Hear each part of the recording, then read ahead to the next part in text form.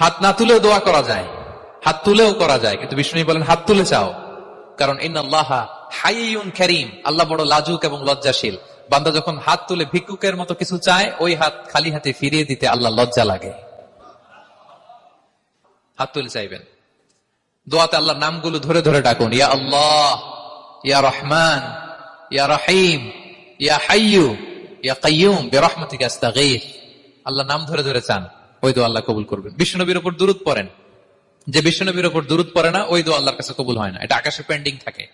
কুল্লু দুআ মুআল্লাক মাহজুব বাইনা সামাই ওয়াল আরদি মা লাম ইউসাল্লা আলাইয়া। বিষ্ণু বলেন সব দোয়া আকাশে পেন্ডিং থাকে যতক্ষণ আমার উপর দুরূদ পড়া না হয়। তা আপনি যে বলেন হুজুর আমার দোয়া কবুল হয় না, কেন হয় না বুঝছেন এবার? হ্যাঁ, নবীর উপর দুরূদ পড়েন নাই তো। আল্লাহুম্মা সাল্লি ওয়া সাল্লিম ওয়া বারিক আলাইহি। শুরু করবেন বিষ্ণু নবীর উপর দুরূদ দিয়ে, মাঝেও পড়বেন, শেষেও পড়বেন, আগেও পড়বেন, পরেও পড়বেন। আপনার দোয়া কবুল করবে কে?